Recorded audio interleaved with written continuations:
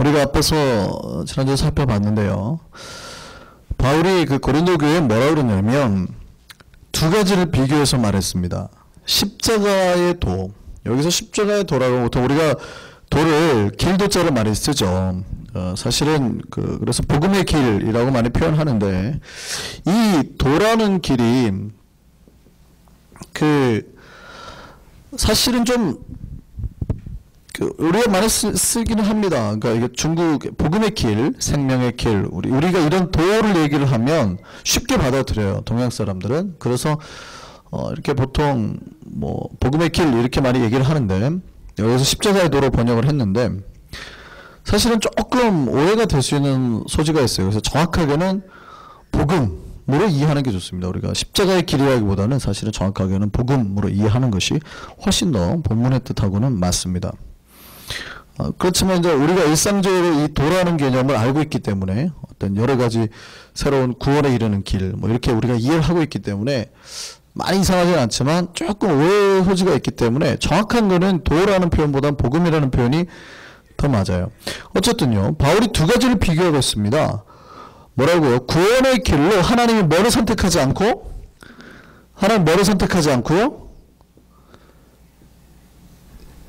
세상의 지혜를 선택하지 않고 뭐를 선택했다고요? 십자가의 길, 십자가의 도를 선택했다고요. 자, 18절 보세요. 18절. 그래서 뭐를 선택했다고요? 십자가의 도가 멸망하는 자들에게는 미련한 것이요 구원을 받는 우리에게는 하나님의 능력이라. 그렇지만 20절 21절 보세요. 그래서 하나님의 지혜에 있어서는 이 세상이 자기 지혜를 하나님 알아야 몰라요. 몰라요. 그래서 오히려 전도에 미련한 것으로 구원한다고요. 그러니까 너희가 말하는, 자, 고린도 교인들은 뭐를 중요하게 생각했다고 그랬어요? 지혜를 굉장히 중요하게 생각했다고요. 지혜. 이것이 구원에 이르는 지식. 왜냐하면 그리스 철학은 지혜를 숭상하니까. 제가 말씀드렸죠. 너 자신을 알라. 기억나세요? 소크라테스가 너 자신을 알라라고 그랬잖아요. 왜 너 자신을 알라고요? 예? 뭘 알라는 거예요? 뭘 깨달으라는 거예요? 불가에서 깨달으라고 그러잖아요. 해탈하라고 그러잖아요. 똑같은 말이에요. 불가에서 해탈하라고 그러잖아요. 뭐를요? 네가 무의 존재임을 깨달으라는 말이거든요. 철학에서 너 자신을 알라라고 말하는 게 뭐예요? 네가 본래 어디에 살던 존재인지를 깨달으라는 표현이에요. 그러니까 그런 항상 사고 속에 가지고 있으니, 그러니까 기독교가 이렇게 왔을 때 깨달으십시오 이런 말 하면은 한국 사람들은 되게 좋아했었어요. 복음을 깨달으십시오. 왜냐하면 깨닫다라는 표현이 우리가 그 불가적인 개념 속에 이런 경우에 가지고 있는 사람들은 훨씬 좋게 들리거든요. 뉘앙스가. 좌선을 하는 사람들이 자기의 그 궁극적인 해탈의 과정이 뭐예요? 깨달음이거든요. 그렇다 보니까 한국 사람들에게는 깨달음이라는 단어를 쓰면 굉장히 좋아합니다. 요즘에는 기독교에서 별로 싫어하는 표현 잘 안 쓰긴 하지만 똑같아요. 고린도인들에게 그들이 구원에 이르는 길로 선택한 게 뭐예요? 지혜. 그러니 이들은 굉장히 지혜를 숭상합니다. 뿐만 아니라 그런 철학적인 지혜뿐만이 아니라 그러다 보니까 삶에 얻어지는 모든 지혜로부터 얻어나는 소산물들, 이 세상이 가지고 있는 지혜나 능력을 숭상한다고요. 이 교회 안에 이게 팽배한 거죠. 왜냐하면 이것은 철학에서 오는 거고 이 능력은 대부분 돈에서 오는 거니까. 그러니까 고린도인이 중요하게 생각했던 게 뭐예요? 이런 거예요. 이거. 지혜와 돈. 왜냐하면 거기는 돈이 풍부하니까. 이 두 가지를 굉장히 중요하게 생각했다고요. 그런데 바울이 뭐라고 그래요? 뭐가 더 중요하다고요? 지혜보다는 뭐가 더 중요하다고요? 십자가의 도. 십자가의 도가 훨씬 중요하다고 표현하는 거예요. 그래서 너희가 생각하는 지혜로 하나님이 구원을 얻게 하지 아니하시고 오히려 너희 지혜로는 하나님을 알지도 못해. 그래서 뭐를 통해서요? 되게 미련해 보이지만 전도라는 걸 통해서 이 복음을 전하는 것, 구원의 복음을 듣게 하는 걸 통해서 너희를 구원하기를 원하셨어. 이렇게 말씀하는 겁니다. 이거 이해되시죠? 지금 제가 하는 얘기가 무슨 얘기인지 아시겠어요? 제가 지금 하는 얘기는 이런 거예요. 여러분이 아무리 돈이 많고 여러분이 아닌 능력이 있고 뛰어나서 하나님을 믿었다고 생각하면 고린도 교인과 똑같다고요. 여러분이 내가 잘나서 내가 하나님을 믿을만 하기 때문에 내가 하나님을 믿는다 생각하는 건 고린도인들이 생각했던 것과 똑같다고요. 천만의 말씀이라는 거예요. 천만의 말씀. 우리의 지혜로는 여러분이 가진 뭐 지식과 지혜 안거로는 전혀 이만큼도 하나님에 대해서 깨달을 수도 없고 알 수도 없어요. 전혀. 아무리 똑똑한 사람이라도 전혀요. 하나님은 이만큼도 알 수 없어요. 오히려 뭘 통해서요? 하나님의 복음, 십자가, 전도에 미련해 보이지만 그걸 통해서 사람이 구원을 얻는다고요. 오늘 그거에 대한 이제 보충 설명입니다. 앞에서 바울이 얘기했던 부분에 대해서 오늘 본문은 26절에 31절은 앞에 그 17절에서 25절까지 했던 얘기 있죠. 18절에서 25절까지 했던 얘기에 대해서 이제 보충 설명하는 거예요. 그러니까 하나님이 이 세상을 구원하는데 우리가 가진 어떠한 지혜, 어떠한 능력으로 그 구원할 수 있는 이만큼이 없는 걸 보라는 거예요. 오직 너희가 보기에는 미련해 보이고 무능력해 보이는 뭐를 통해서? 십자가를 통해서만 구원을 얻을 수 있다는 거예요. 바울이 그 얘기하는 거예요.